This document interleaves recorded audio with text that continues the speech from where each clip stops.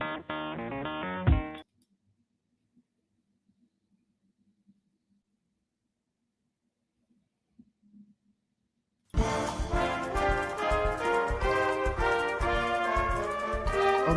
good morning, everybody. Good morning, good morning. If you're here, I'm Senabella, and you are here at the coffee break, and it's really great to see you. And I am excited.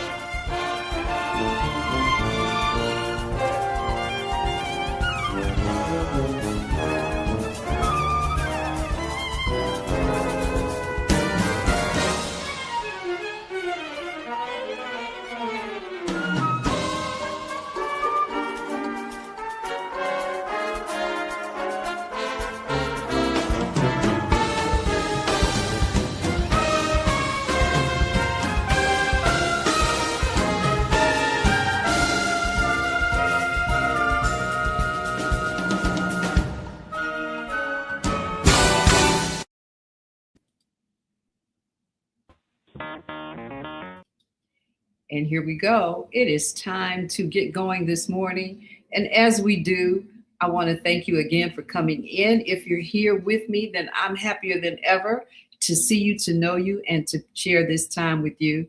I'm excited today because we have the phenomenal maestro of maestros. He's Chicago's most phenomenal maestro, if I have to put my bid in for him. His name is Robert Irving III.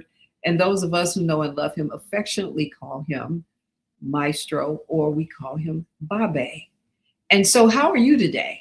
What's going on with you? Isn't that orchestrated piece just amazing? Amazing, amazing. It really, really is. And I know that you're excited and you're here. And so you also want to know more about Robert Irving III. He's going to be talking about his journey, his path with Miles Davis, and the 100-year birthday that he would have this year, that he'll have this year, and what he's doing in collaboration with that, and his journey with Miles. And just give me a few minutes as we get things together, as things seem to be moving slow with this internet.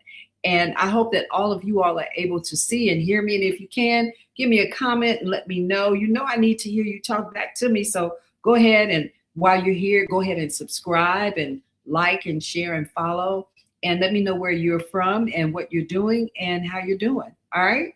So let me see what I've got here in my comments. You know, we are having some kind of thing going on, and I'm going to just try to say that it is an internet problem. We've been having weird weather all over the world, and in Chicago, it's decided to snow almost every day. And if you're here, you know what I'm talking about. If you're not, and you're somewhere and you've been bombarded by snow, you definitely know what I'm talking about. But in the meantime, and in between time, we're going to keep going, and we can see what we can get popping over here in the studio. I know that Bobby is here in the studio and waiting to come in.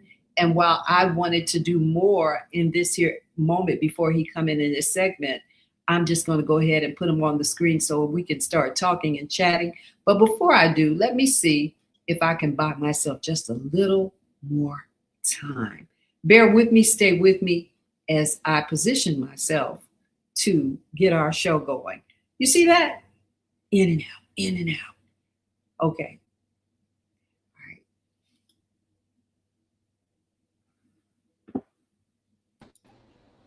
Good morning, Bobby.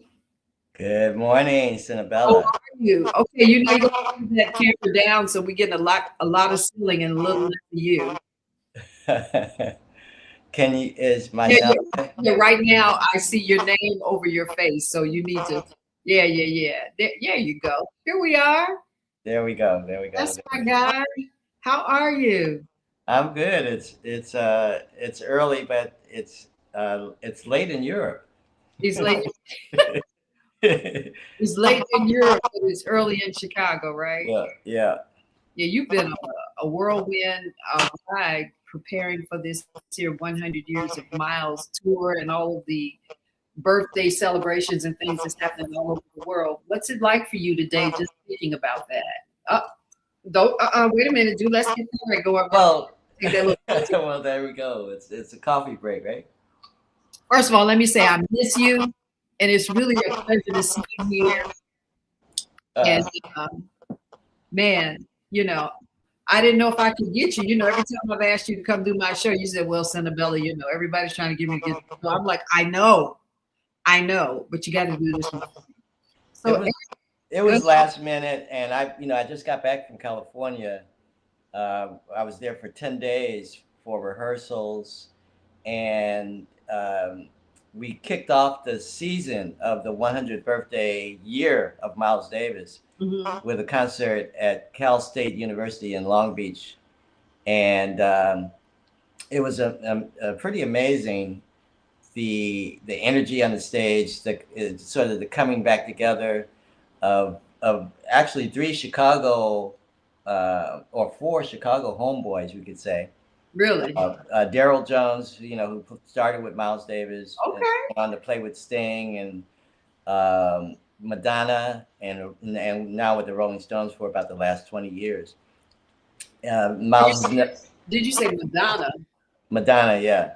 Oh, this isn't the Madonna that we know from. But no, yeah, he was on the Blind Ambition tour with Madonna. Yeah. Oh, okay, all right. And so, and then John Paul Borelli, guitar player from South Shore, who played with Elvin Jones, who left the States and moved to Germany, and he was there for 20 years teaching in Berlin. Wow. And so he's back teaching in the States now, and so this is his second or third round with the Miles Davis Electric Band, of which I'm the music director of the band. So it's not a pure alumni band, but Daryl and I and Vince were part of the original lineup, and so it was just a great reunion for us to be able to get back together, and not only to do that music, because we think of the band as not just a tribute band, but a legacy group that's sort of carrying forward, moving forward that music to wherever Miles would imagine it to have gone to. Wow. And that's what he positioned us to do, and because he never stood still, he kept moving forward. It was always momentum. Yeah, it was always momentum. There were so many lessons in my experience, and so this year we have probably so far about 30 dates globally. Quite a few in the United States, which is very cool. We did Long Beach. We play Miami the end of this month, the 25th, I believe it is, at the Montreux Jazz Festival, Miami. Then we do St. Louis. We go back to California to do the San Francisco Jazz Festival. St. Louis, we do a club date for 4 nights. I can give you the Miles Davis Electric Band.com website. Will have everything on there, and you can kind of follow us. Chicago's on the list as well. When is that coming up in Chicago? Well, we're working on some things, so I can't talk about it until it's okay. Chicago, can't talk about it yet. Well, we do know that Chicago is having an iconic, legendary jazz festival this year with a lot of big names. So preferably what you're saying in your schedule will be a part of that idiom. Absolutely. Yeah. I mean, I know probably, and those of us who know you, we know that you travel in some very unique, defined circles. And before we get into too much, I just want to let you talk a little more as people are coming in, and we're still, I don't know if people are hearing the static, but I do. I just want you to go ahead and keep talking so people can enjoy getting to know you as I know you. But I will ask this question, as you talk about your contemporaries, you've also been doing some dynamic things before this. Like I think you went into somewhere, you're doing something with that group. Are any of those people a part of what's going on with you now? What was that you did? Was that Italy and the mountains? Or? Well, yeah. So before Miles, I did 4 albums with Ramsey Lewis as a composer, arranger, which was an amazing experience as well. I was doing at that time theater with Val Gray Ward at the Coomba Theater Company. I was the music director for the show The Little Dreamer, Night in the Life of Bessie Smith, which ran for 6 months at the Ivanhoe Theater. And from that, I went out to LA, and I became an arranger for Sister Sledge of all groups. And they wanted to do a jazz tour, so I did arrangements for their jazz tour. And so when I did the rehearsals to actually do the tour, um, they had a little bit of a family little dispute with the drummer, who was married to one of them, and they invited me to be the music director. So I could add that to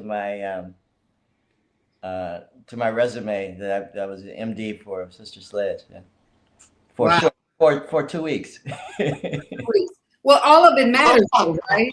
Yeah, right. Because a lot of this industry is wash, rinse, repeat, even though the names and the faces of the people are different and the places that you may go and travel to are different. But Absolutely. But the experiences become more defined and unique. That's what's unique about it. Yes, indeed. Because even when you mentioned Daryl's name, I remember when that one time I had an opportunity to do one-on-one sets and work with us, Daryl Jones. Yes. Yeah. It was a phenomenal moment. All of the people that I would say that I've been blessed to sort of grow up in your camp are people that have been part of the Constitution of what I've become. And one of the things that I've learned from you is to wash, rinse, repeat. Is what I was most struck by, is your behavior, what you do and how you progressively go into your day and the things that you do. Would you say that most musicians have the same kind of attitude? Mm-hmm. Yeah. I'm gonna try to work with headphones. If we could, because I want you and your audience to have the best experience. Okay, good. That's not a problem. One of the things I always tell people, if you have your phone on, turn it off, because it can be a deterrent in the broadcast. So how's everybody? And Sherry Lynn is here and she's saying, so glad you've got Bobby, you've got your great friend. Yeah, he is my great friend, and I'd like to claim him just for myself.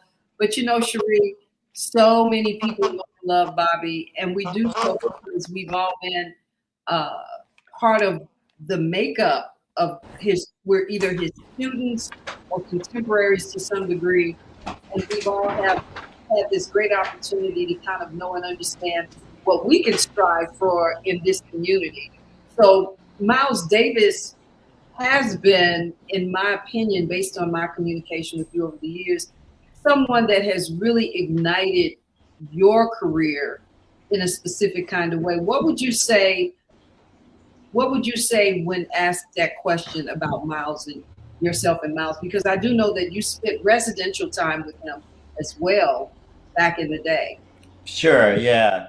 Well, you've given me a lot to unpack. You know, I'm working on my memoir that I hope to release this year. That's going to kind of delve into that. But I always like to refer to the question that Miles asked me. We were in Copenhagen, Denmark, which actually I just played in Denmark in October. I was there for a 2-week residency with Daryl Jones, and so it brought back to mind that we had a day off in Denmark with Miles, and he was sketching, painting, and I was working on an arrangement that he asked me to do for a tune by a British singer, Nick Kershaw. It was a tune called Wild Horses.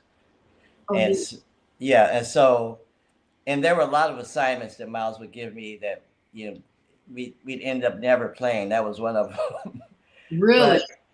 But, yeah.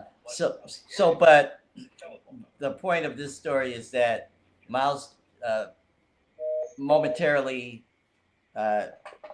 turned to me and said, "Bobby, I've been meaning to ask you, why do you play like you got the Holy Ghost? You know, with that raspy voice. Why do you play like you got the Holy Ghost? Well, I don't know that he knew that my family had probably about 20 ministers. One of my cousins was later became a bishop of the entire United Holiness Church International. So for Miles to ask that question, and for me to know that Miles didn't really have a religious background per se. Okay. My question in my head was, what does he know about that? What does he really know about that? And so it became a rhetorical question that I never really answered.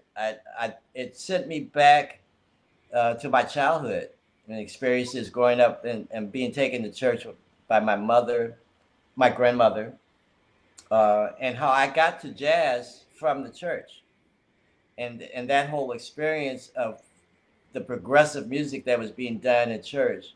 It was jazz, and of course, gospel music, came from jazz and the blues. It was a secular expression of the blues that came from the spiritual expression of the slaves and of that what was happening during our experience. Absolutely. Yeah, you get the Holy Ghost in jazz. So you get the Holy Ghost in jazz. I can attest to that. Not just on the stage, but the audience. Everybody gets it. Absolutely. So as I thought about the question, Miles could see that I was sort of pondering and wrestling with the implications of that question. And so finally he said to me, he said, Bobby, he said, don't play a single note unless you mean it. And so what that spoke to me was that he demanded integrity and authenticity and showing up with no ego. Mm-hmm. He also said, after that, he said, the silence is the music. In other words, the space between the notes allow you to appreciate the input that went into creating that note and to reflect on it and the vibration of it and the feeling of it.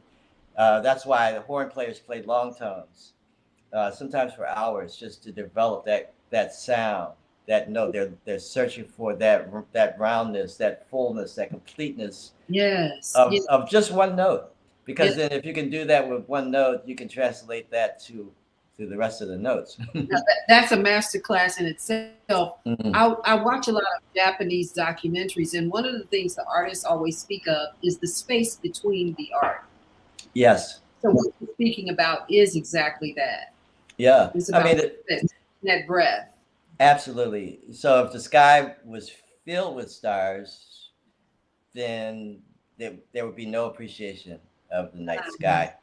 So it's the darkness in between the stars that help us to appreciate the stars.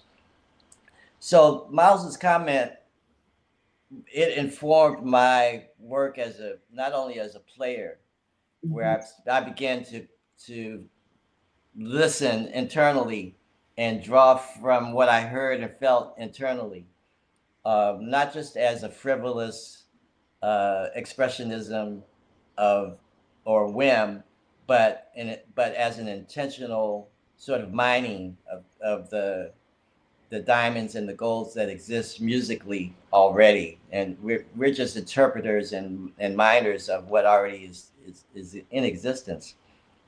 And so I started to approach everything differently. Consequently, a lot of my music began to come through dreams. I would say at least 50% of the compositions that I've released on recordings have come from dreams. Yours come from dreams? Yeah. Ironically, I wake up singing songs. I told you, so I'll wake up and just start singing, and it'll be a complete song. And I'm like, okay, I'm not out the bed. My eyes aren't. And as I land back on earth, here I am writing songs. So I can totally identify with that. So 50% of your compositions are dreamed of. You dream of them and then you write them. Yeah. So the piece that you opened with was just an excerpt from Sketches of Brazil, Mm-hmm. and I think it might be important. Historically, it's Black History Month, and for me, it that was part of a long sort of um, arc of development for myself, Mm-hmm. and so I guess I could begin by going back to a time when Miles was at the Essex House. He and Cicely had already divorced, and he had a room at the Essex House. It was convenient. It was he could cook, he could paint, and he had about 25 canvases all over the place was just overrun with canvas, and he was an oil painter. So while one thing was drying, he would tweak another one, you know. But Mm-hmm. so he had a piano there, and again he had me over to work on some arrangements and just talk through music. And so he said, Bobby, you have a tape recorder? And I said, yeah. He said, turn on the tape recorder, and I did, and he spoke the words. He said, when I die, and then he changed it. He said, if I die. Mm. He said, I want them to play the Rite of Spring, the introduction to the Rite of Spring, when they roll me down the aisle. Did they do that when he died? No, they unfortunately I conveyed it to his family, and his daughter made the comment, well, you know, old people say things. Oh my gosh. So much for honoring our last words, right? Yeah, but the fact is, Miles spoke of this because Igor Stravinsky, as a composer of of that music, was very influenced by jazz, and so were a lot of other composers, and there was a love affair between those modern classical composers and jazz composers and musicians. And in fact, Dizzy Gillespie and Charlie Parker took the old blues and the old blues influenced jazz, and they applied classical technique to the execution of that, and that's how we got bebop. Mm. So there has always been this sort of marriage between those genres of classical music and jazz, and Miles knew that. He studied at Juilliard, so of course he was very sensitive to that technique, and so he always incessantly spoke to me about Stravinsky and about Arnold Schoenberg, the Austrian composer, and I never got a chance to really study any of that music to any great extent at that time.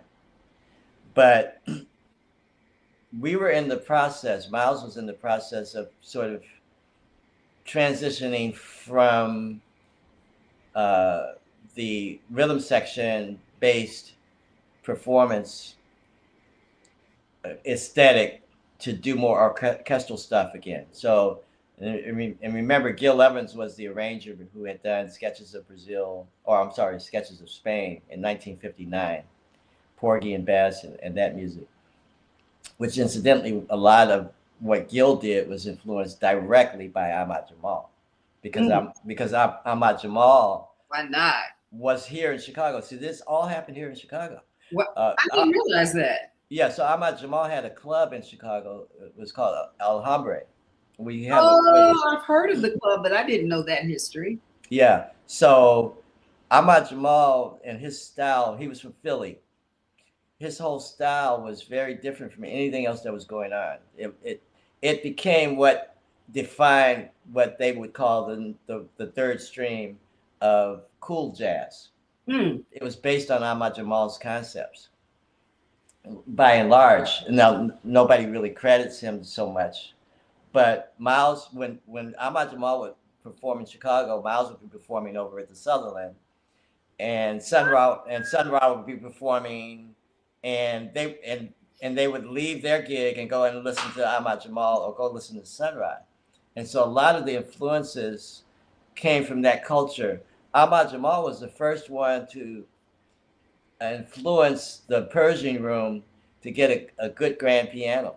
The And Pershing room. Oh my God. so that's why a lot of those early Ahmad Jamal recordings were from the live from the Pershing room.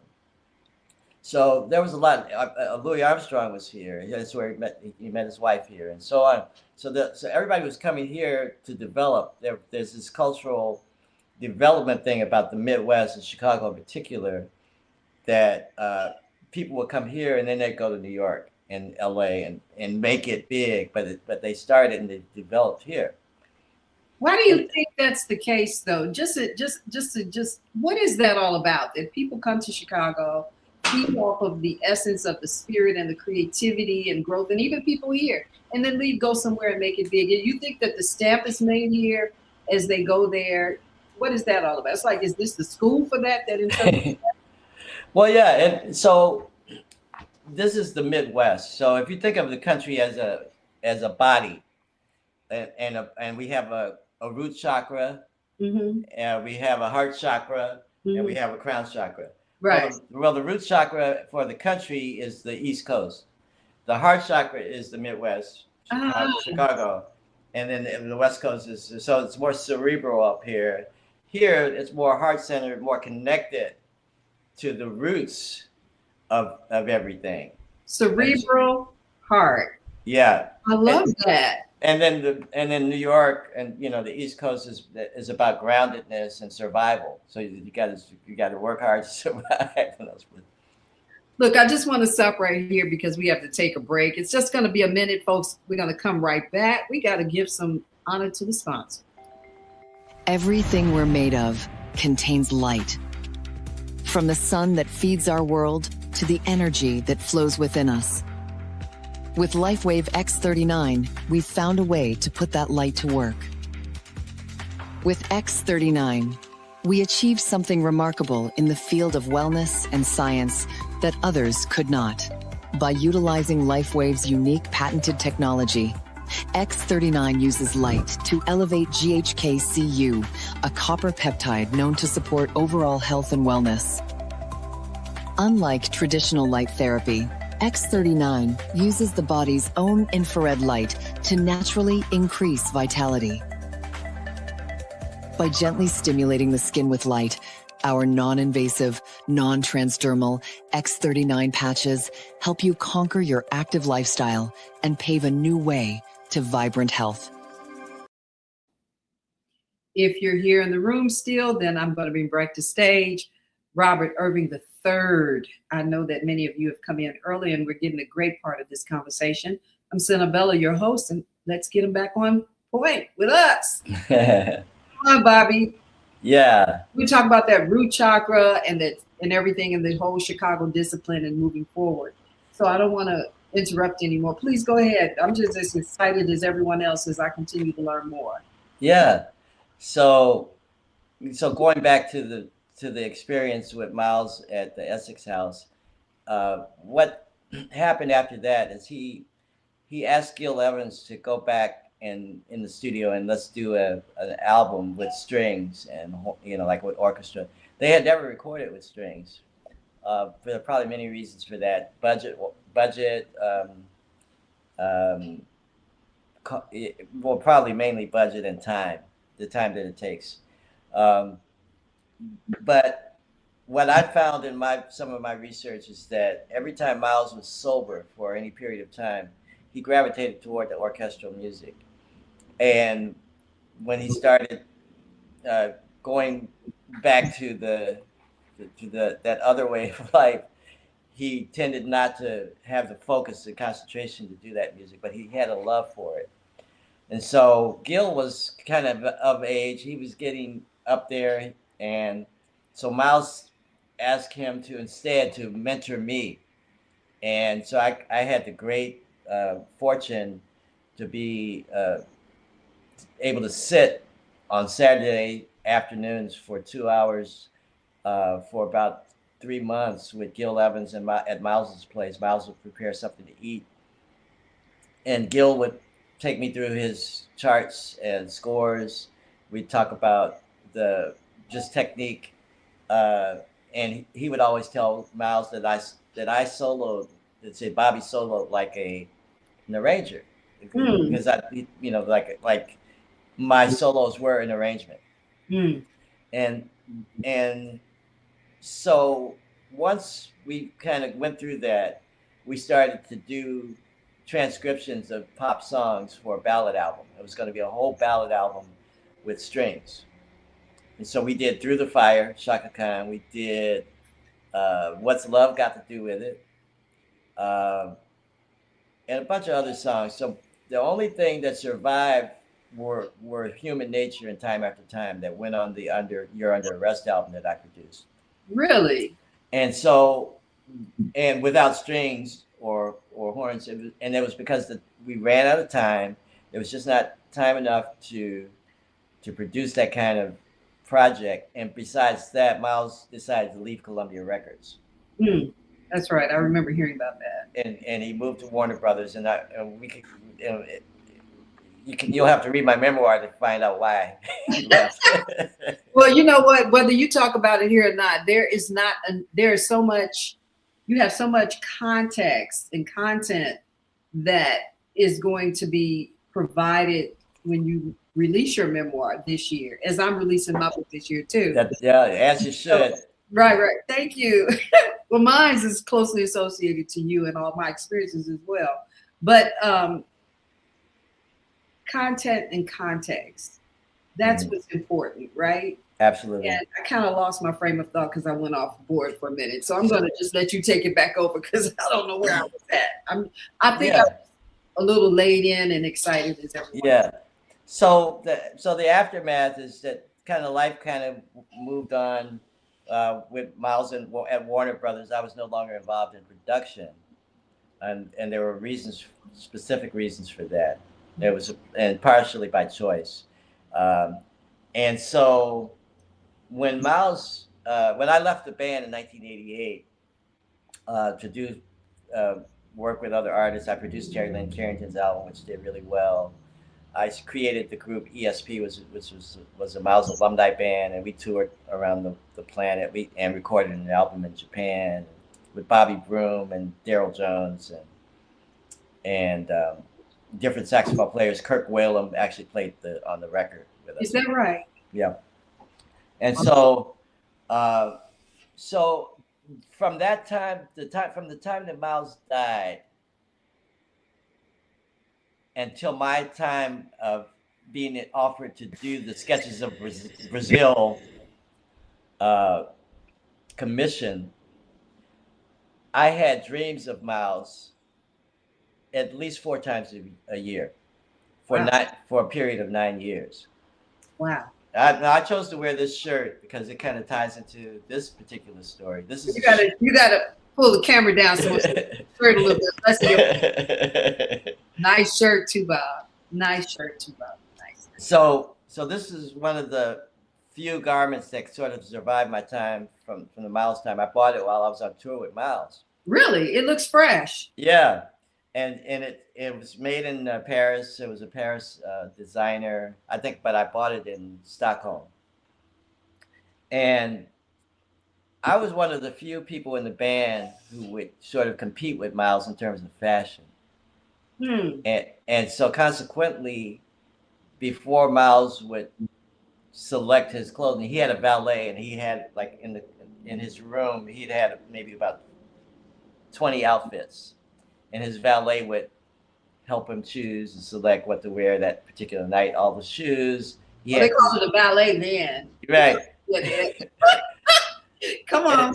So Mike Elam was his valet, and Mike was also a painter. So he would also go out and collect art for Miles. And that's another story that we should probably touch on, is the art piece. Yeah, because you upon his passing, you were given things by him that are a part of what you're discussing: clothing, art. Yeah. These artifacts are just phenomenal to what it is your experience has been. Yeah. So this dream would be a reoccurring scene whereby Miles would ask me, would send word from the road manager, Miles wants to see you in the dressing room. This is before a concert. And if I had went to buy something like this and I was wearing it for the first time, Miles wanted to see. And so Mm. when I get to the dressing room, and he'd look at me and he would say, "Huh," and he'd have me turn around and model, you know. That's so cool. And then if it was something really nice, like I think I wore this that for the first time with some white baggy pants and with a really flashy belt and everything. And Miles would say, "F you, Bobby." And, so, and then Oh, that's love. yeah, right. I And love that. and then that would inform his choices of what he was going to wear that night. Wow. And so when I'd get on stage, we'd all be on stage ready. And when he walked on stage, he would look at me like, "Yeah, I got you," you know, Uh-huh, uh-huh. because he had all these designer clothes, and he would just pull out something that was fresh, and he would trump me. At least he thought he had trumped me. Oh, I think that is so wonderful. Look, I think that that drive, that mentality had to be quite exciting for him to finally have someone that was around him that influenced him as well as you were being influenced. Exactly. Sure that that happened with the music too, didn't it? Well, it did. I mean, there was always this. There was a sort of an entrainment, I call it, of energy. Like the entrainment is when a bunch of pendulums swing at different rates in the same room, and eventually they all start to conform to one rhythm, and they all start to go in the same pattern. And in fact, that's what I'm naming my project that I'm performing at the Cultural Center on February 20th. And it's a Miles Davis and John Coltrane tribute. Coltrane would have been 100 this year as well. So it's a Miles Davis Coltrane tribute on February 20th here at the Cultural Center downtown. Yes. So I chose to call it Miles Entrainment. Oh, I love that. Now, make sure everyone, make sure you write it down because it's a free concert. Am I It's correct? a free concert. I'm the headliner. I close it out at 8:15, but they're concerts all day. It's a Friday. Okay. And so you come down to the Cultural Center and just hang out all day. Make it a day. About 3 stages or maybe more. A lot of vendors. It's always a good time down there. It's sponsored by the Jazz Institute, of course. That's outstanding. Yeah. So back to this dream. So the dream in my dream, I would be in that dressing room with Miles, and we'd go through the same sort of thing, and we'd laugh, and then I would wake up from the dream. For 9 years, this happened. Wow. And so I've got to plug in this computer. I'm sorry. Give me just a moment. You need a moment. Mm-hmm. Well, everybody, you can see that there is not going to be an end. Yeah. Miles Entertainment. Cool. Yeah. Yeah. Entrainment. Yes, Henri. Entrainment. So everybody's vibing with you, picking up all of your little all of the messaging and what you're doing as you're tagging and talking about your upcoming event. Cool. Just one more time off the top so people know, how many bookings do you have for the Miles 100 years anniversary birthday already? So about 30 dates. Most of us, late June, July is going to be Europe or out of the country. But the rest of it is in the country. There's Atlanta Jazz Festival, the 22nd. I'm just kind of going off the top of my head. Yeah. But there's Saratoga, New York. There's New York City. There's more of California. There's San Diego, a free concert at the Pier in April, I believe, or May. Yeah, so the whole schedule is will be on the MilesElectricBand.com website. And are all these here venues, at the venues, is there a ticket price for some, or are they all free? What's happening? It's both. That's both. So there's some that are going to be festivals, free festivals, and there's some that are concert halls that'll be paid, you know. So yeah, so it's varied. So yes. So in 2009, I was invited by the City of Chicago, the Department of Cultural Affairs, and the Jazz Institute to create whatever I wanted to create in terms of a project to present at Millennium Park as part of this. At that time, it was a Made in Chicago festival that happened on Thursdays.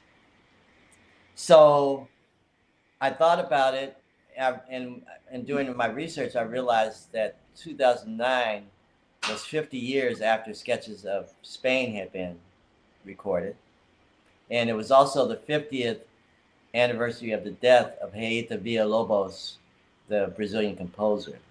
Say the name again. Gaeta Villa-Lobos. Heitor Villa-Lobos. Okay. Yeah. So I decided, you know what? I said, I knew and understood the history of Sketches of Spain as being a highly innovative, highly successful orchestral piece that was pivotal and seminal for Miles in 1959 and for Gil Evans. And Columbia Records actually put pressure on Miles and on his producer, Tio Macero, to do a sequel to that album because it was so successful. And so they had planned to do Sketches of Brazil. And they went in and they recorded 2 songs, Quiet Nights and one other, Bossa Nova. Miles was very unhappy with the results. It didn't have the sensitivity and the nuance of Sketches of Spain. It was a little bit too austere and heavy on the arrangements, and it just didn't work for Miles, so he abandoned the project. However, Tio Macero was a staff producer for Columbia, so he was obligated to deliver a new Miles Davis album. So what he did was he pieced together those 2 selections with some quintet recordings, and he put out an album without Miles's permission or knowledge, and it was called Quiet Nights. Well, Miles was so angry that it created a rift in their relationship that lasted for probably 2 decades almost. Wow. And quite a temperament. Yeah. So the critics didn't like the album. Miles was not happy at all about it. So here I am, 2009, with that knowledge and with the mandate from Miles to do an orchestral album with strings. And I'm having these dreams, and I'm not realizing what the dreams are about, but I just know that the dreams end without a concert. They just end in the dressing room without us playing a concert. Wow. For 9 years. So here I am working on the album. I'm composing. I'm 3 months of transcription on just one piece. It was music that I had created spontaneously that I had to transcribe and orchestrate. And it actually was the opening piece that you played, a segment of that.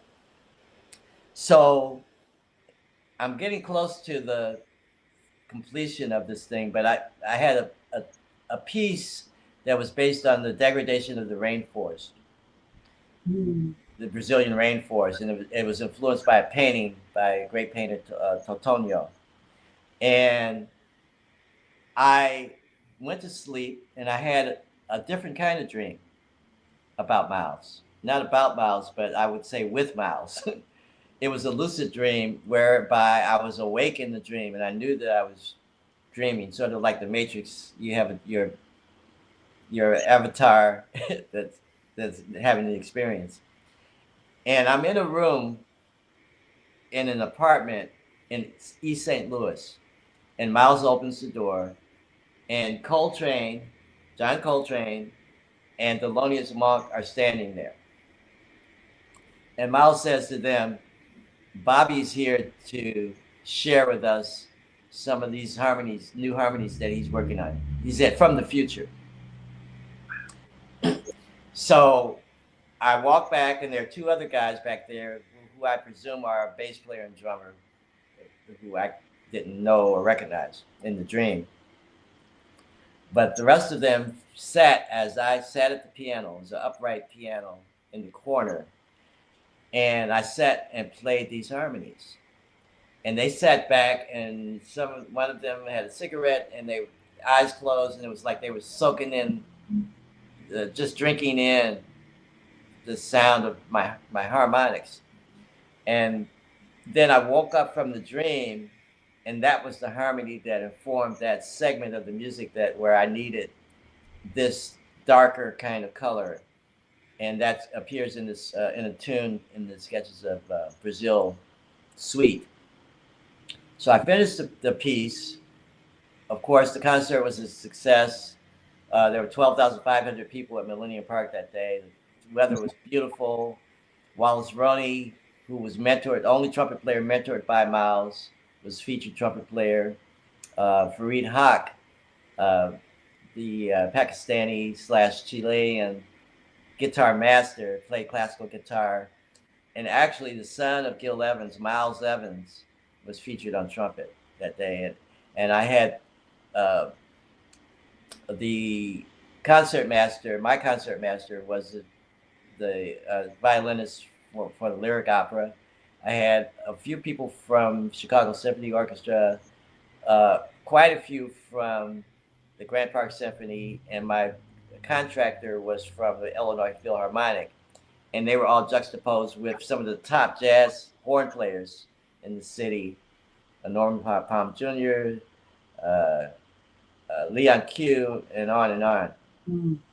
And there are excerpts of the concert that are still online. If you look up Sketches of Brazil excerpts, you'll find like a 13-minute clip of excerpts. But anyhow, so I do the concert, and I'd say about a week after the review of the concert came out, Howard Reich praised the music, I had another dream back in the dressing room with Miles. And in that dream, we laughed and we joked, and then we went out of the dressing room with the whole band and played a concert.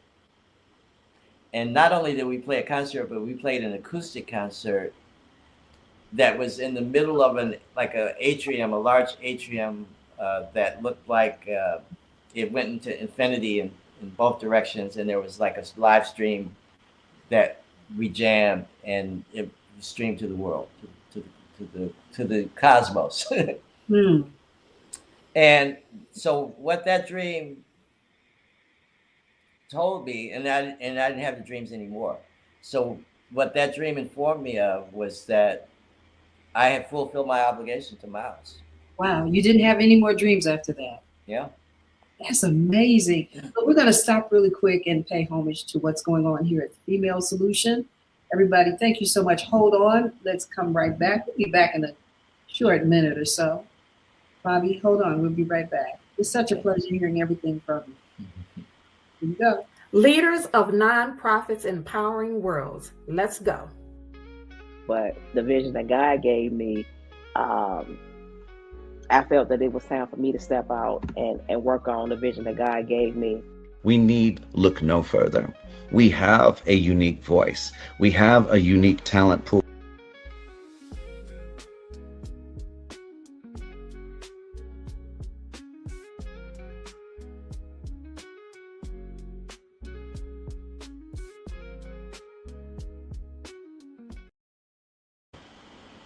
What's up, guys? It's Osada, the host of the Gathering of the Griots podcast, part of the Female Solution. Want you to join us every Tuesday morning from 7 a.m. to 8 a.m. And guess what we do? We interview authors of the Soulful Chicago Book Fair. The books, the experiences, the lifestyles, all of it with fervor. So be there right on the Soulful Chicago Book Fair YouTube page or on the Female Solution Facebook page. We look forward to having you and all our literary essence. Peace. Welcome to Masterforce with Mushim Suit. Join us each week on Thursdays at 7 a.m. Central, live on Facebook and YouTube on the Female Solution page. As we dive into powerful topics designed to assist you in mastering your life force, our conversations feature a diverse lineup of experts, all dedicated to your growth. Tune in weekly to discover new ways to elevate your spirit and raise your vibration. And remember, we are ascending.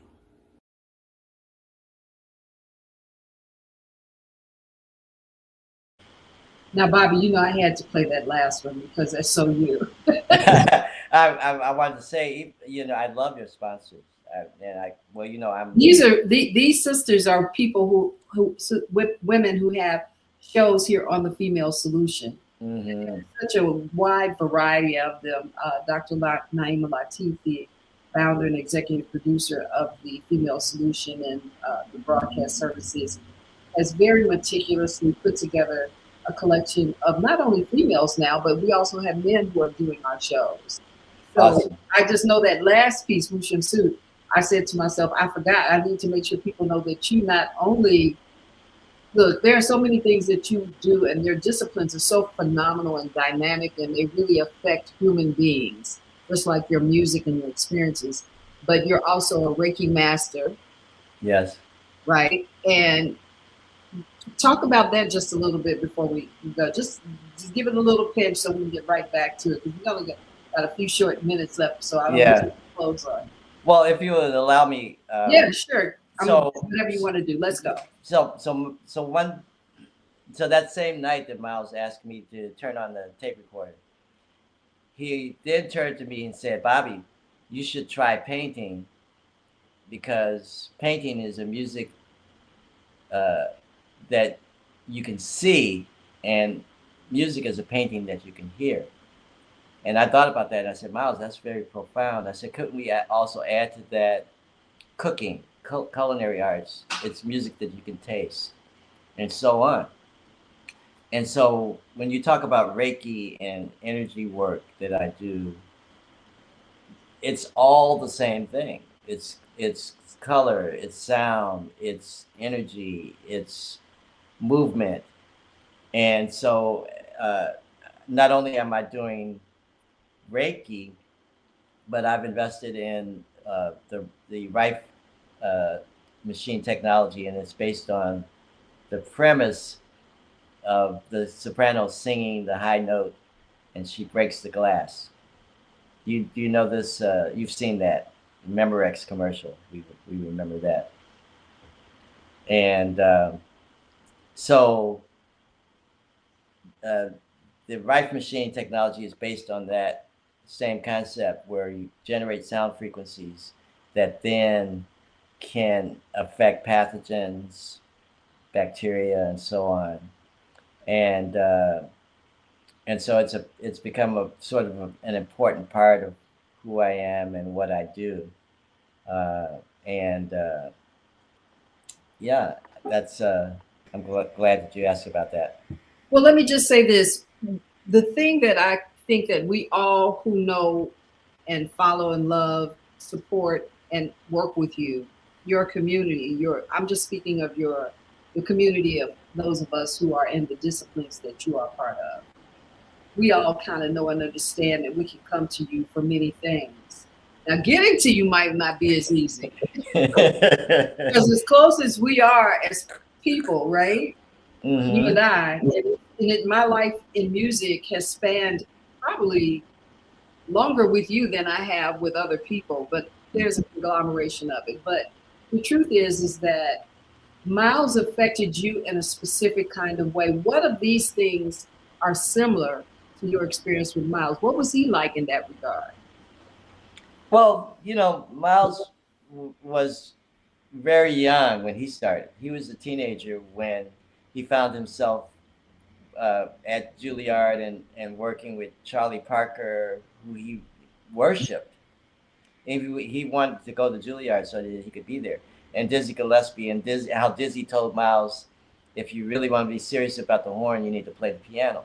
Mm. And it was Miles's sitting at the piano, had me sit at the piano and play everything I knew. And then he came like a doctor who was diagnosing a deficiency and said, check this out, Bobby. And he played these intricate harmonies that were tension and release that opened up my head in terms of, it was like a light bulb turning on in terms of harmonic possibilities, which is the title of my memoir, Harmonic Possibilities. And so the lessons I keep unpacking and unpacking, it's never ending in all of my experiences and all of my, and so with the painting, it wasn't until he died, and so in about maybe almost 10 years later, I recognized that my son Jeremy was an art prodigy. He would draw superheroes, and then one day I looked at that and I said, Jeremy, I said, let's go outside and let's look at the shadow on the trees and how the shadow of the trees is short at noon, and how as the day progresses it gets longer. And all of a sudden his drawing started to show this light and shadow in the garments, the creases in the garments.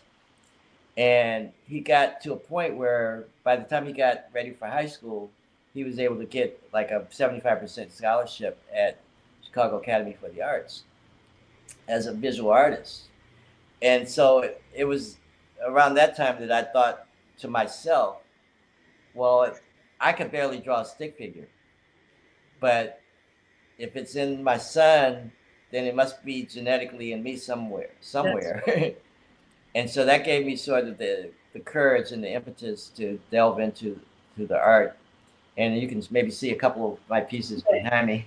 You don't have to do that. I'm gonna come off screen so people can take a look at some of the art behind. Oh, okay. Yeah, there's not a lot back there. There's two pieces. The window painting, which is pretty, has a pretty remarkable story behind it. And this other one is actually called Spanish Key, which is a title of one song from the Bitches Brew album, Miles Davis. So people ask you to come and to play and to have a show of a gallery of your art as well. Yeah, so the last large exhibition I did, it ran at the Old Town School of Folk Music for about 2 months, and there was an opening performance. Yeah. Wow. So this phenomenal life that you are living and not soon to be over is full of context and spirit and healing and learning, constant learning and growth, but probably more so now, spirit and reverence. Would you say? Yeah. We're in a very interesting time historically with everything that's going on in the world. I'd like to think of it as the glass. You have a glass of water. It looks clear at the top, but at the bottom there's mud maybe. And the only way that you can, get the glass clear is when you put it under the faucet and then you run water into it, and it's going to get really cloudy at first until that mud surfaces and goes out of the glass. And so we're in that muddy place right now, I think, as a culture, as a human race. But I think the glass is getting ready to clear up. For me, it's fortuitous that this is the year of Miles Davis' 100th birthday, Oscar Brown Jr.'s 100th birthday. That's right. As well as John Coltrane. Wow, listen to that. Yeah. So we have to think about the contemporaries who were also a part of the whole idiom of this here creative transformation of music and art, and the 100 years of their lives as well. That's amazing. We have to get into that another time. Go ahead. Yeah, absolutely. Yeah. So there's this is a very exciting time historically. There was an instructor at Columbia College who asked his students a number of years ago, said, how many know, out of a group of 50, how many know the name Miles Davis? Well, 4 people raised their hands, only 4 out of 50. And I thought, when I heard that, I said, now I understand why one of the last wishes of Miles that he articulated to us was never to let my name die. And I thought at that time, how could that ever be? How could that ever happen? But here we are, where you have young people who've never heard the name Miles Davis, and some who will ask me, is he still alive? You know? And I'm like, well, yeah, he is. And it's because we're carrying forth his legacy, and we're keeping that music and that spirit alive in what we do. And I'm honored to have been a part of that the continuity of this art form that we call jazz through such a connection as Miles Davis. Well, Bobby, it's been more than my unique pleasure, as well as this audience that has so diligently come in and out and back and forth. And I don't know if everybody's having internet problems as we've had today, but we're also grateful for who you are and what you've done. And we look forward to seeing you on the 20th. I look forward to seeing you before then, and continuing to learn and grow and be a part of this here dynamic thing called jazz. Absolutely. Yeah. I appreciate all that you do and all that you are. Thank you. I know, Bobby. Look, you're my guru. Okay, everybody, we're going to close out here. It's been a great time today with Robert Irving III. I'm Senabella, your host for Coffee Break, and we'll see you next Friday. We've come to the end of our show today. If you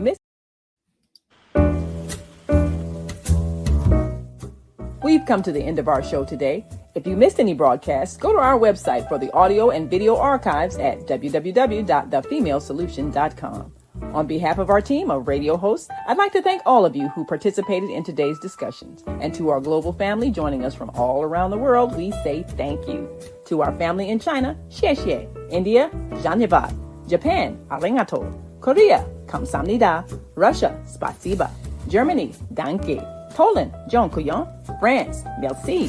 Spain, gracias. Italy, grazie. Egypt, shukran. Ghana, madasi. Nigeria, eshe. South Africa, Ngiyabonga. Senegal, Jaref. Kenya, Asante. Israel, Toda. Pakistan, Shukriya. Afghanistan, Tashakur. Saudi Arabia and Palestine, Shukran. Assalamu alaikum wa rahmatullahi wa barakatuhu. Thank you, and may peace be upon you and the mercy of God and God's blessings.